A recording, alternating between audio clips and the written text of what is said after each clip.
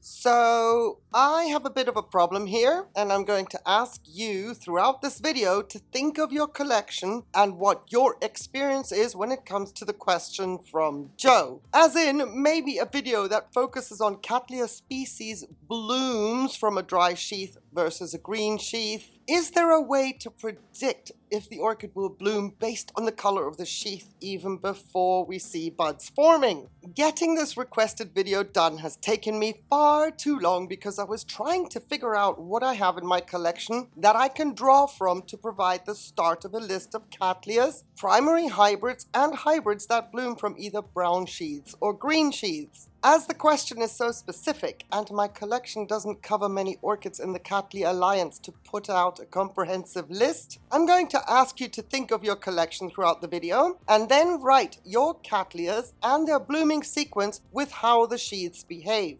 Remember, prediction, green and blooms, or brown and blooms, or vice versa with no blooms. And I hope that makes sense. It would be great to get many more orchids into the comments so that more growers can be aware and possibly find their orchid in the comments. This way, they know what to expect. Thank you so much for being here. One thing I'm going to say right from the get-go is leave your sheaths alone.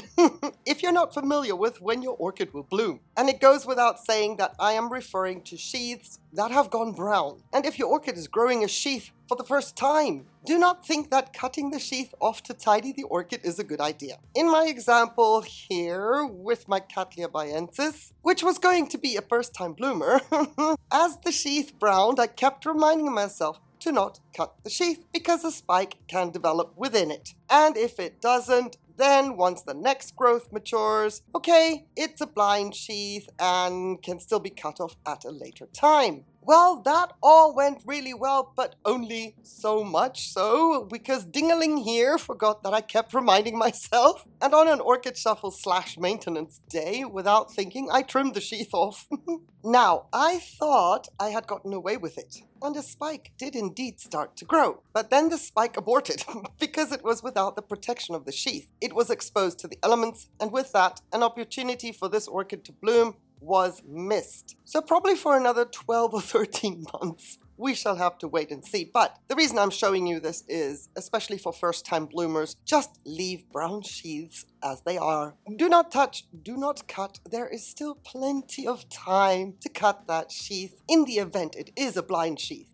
And, as a general rule, miniature orchids of the Rapiculus Cattleya section will have their sheaths turn brown. The spikes take a very long time to develop, so the sheaths will have turned completely brown by the time the orchid blooms. That, as a side note, as a big list of a category of orchids with brown sheaths that will bloom. Let's move on with the orchids that I have that still bloom from sheaths that have long gone brown. My primary hybrid, Guarianthe guatemalensis, is the first that always comes to mind because just when you think that the sheaths look dried up and nasty and that the orchid is not going to bloom, the space inside starts to swell, and that is one of the first ones on my list. Guarianthe guatemalensis, brown sheaths, don't worry about it. If she's blooming size, the orchid will still bloom. Oh, and also with a topic like this, know that when it comes to hybrids, the parents will also play a part as to what state sheaths should be in when hoping and waiting for the orchid to bloom. Species orchids will behave the same way year in, year out when it comes to the state of the sheaths. But hybrids can tango between green sheaths with blooms one year and brown sheaths with blooms the next. However, when it comes to primary hybrids, the purer the hybridization is without too many ancestors, then there won't be any back and forth of the sheath color to determine if the orchid will bloom. As sheaths and blooms go, the purer the hybrid, the more predictable the potential of an orchid coming into bloom will be, especially species.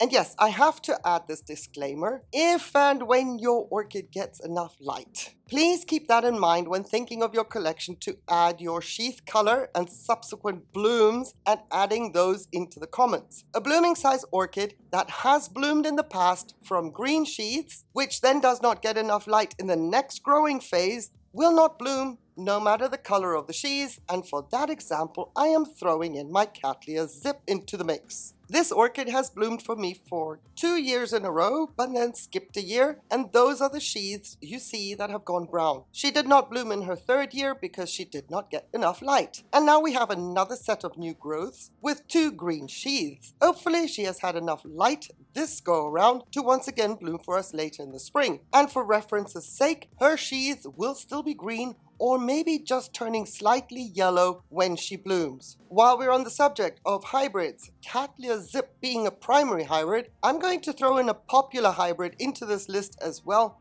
which is Cattleya Dinard Blue Heaven. The sheaths on this orchid are green, and then the sheaths start to brown as the buds develop. But once the orchid does not get enough light, and even with the buds forming in the sheaths, while the sheath is still green, when you see the sheath start to go yellow before it is about to release the buds, you can conclude the orchid is not going to bloom at that stage. Those buds will frazzle together with the sheath. Unfortunately, it makes no difference if the orchid had the new growths growing with maximum light levels available. If those light levels are not maintained, no matter what is going on in the green sheaths, the orchid will not bloom once you see the sheath deteriorate without already the buds emerging from it. And while we look at these gorgeous blooms, allow me to go on a tangent as to how the parents of this orchid might be a factor as per the bloom prediction based on sheath color. Because this is one way that you can research what your orchid may be up to, if you know what the sheaths of the parents of any orchids do when it comes to blooms or not. Know that this is only a heads up and results may vary based on your environment. However, not only will the following add to our list for Joe, maybe for you as well watching, but it will also prove a point. So bear with me, this is not a time waster,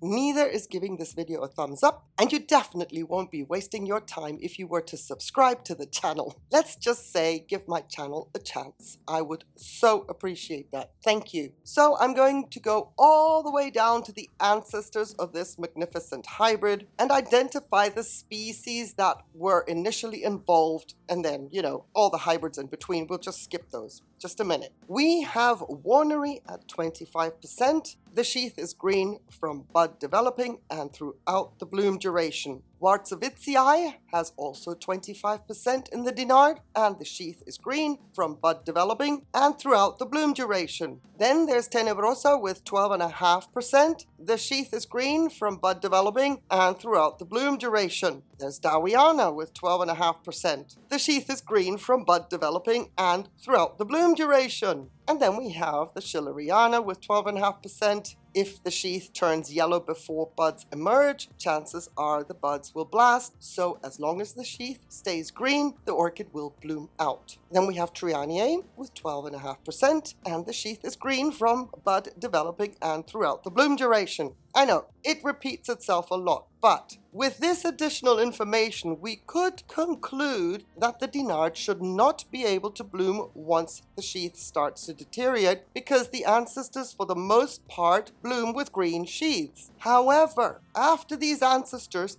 there's a whole gaggle of parents that would then influence sheath behavior, which then affects the prediction of the blooms, yay or nay, when it comes to how the sheath deteriorates, but the Dinard will still bloom no matter what the ancestors were initially. I'm really hoping this makes sense. Anyway, case in point, my Dinard had 3 new growths growing at a time of year when the light was super favorable until fall. All growths had sheaths in them. 1 growth bloomed, the others frazzled out due to the lack of light. And if that tangent was annoying, I apologize. However, we just added to the list of orchids the sheath behavior and bloom prediction based on that. So at least we achieved something out of all of that.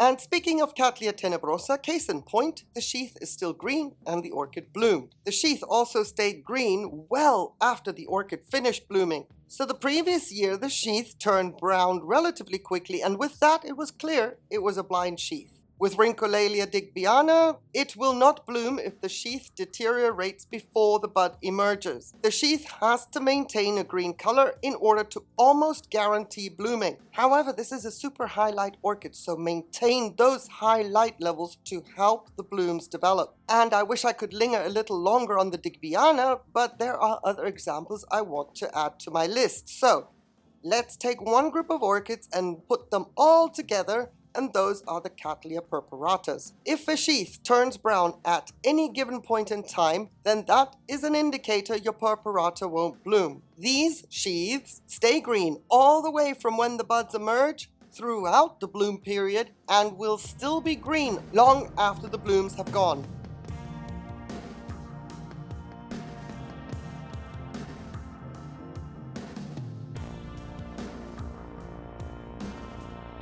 And you can almost guarantee that to be the case if you have a primary hybrid with a purpurata as a parent. In my example, Cattleya purpurata has 50% of purpurata in it, and the same principle applies. The sheath is still green long after the blooms have faded. Let that sheath go brown, and chances are there will be no blooms.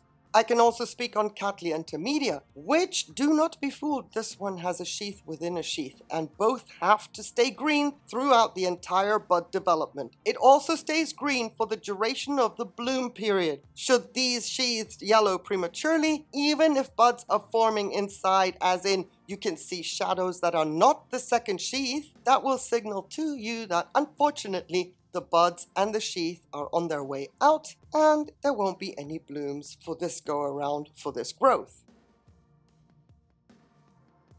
If you are growing Cattleya astrea, know that the sheath has to maintain its green freshness in order to ensure blooms.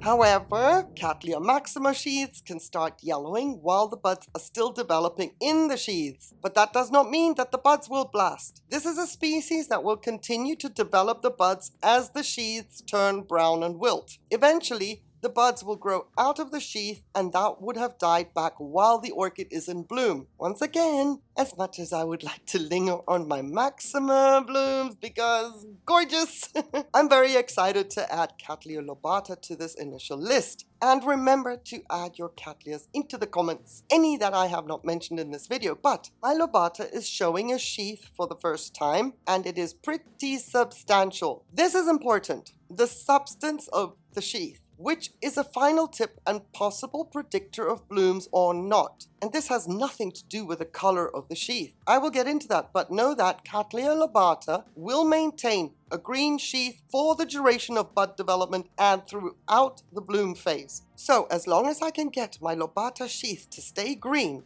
we may have ourselves a first-time bloomer on the patio. But could this be a classic blind sheath? Absolutely yes. However, I would like to point out another indicator for possible blooms or no blooms as a prediction, and that is the substance of the sheath that is developing. Look at the sheath structure and feel it. And if it feels nice and thick and strong in proportion with your orchid, because a miniature Cattleya of course won't have the same substance in its sheaths as would a large Cattleya, but the consistency of the sheath has a difference in appearance. It makes a statement, and it has a sturdy feel when looking at it and you think, will it produce buds or not? The sturdier the sheath is, the more intense of a structure it is in its own right, the higher the chances are that that sheath is a bloom-producing sheath. It feels thicker, and I'm not referring to any bulging at the base. The actual structure, texture of a sheath that has the potential to bloom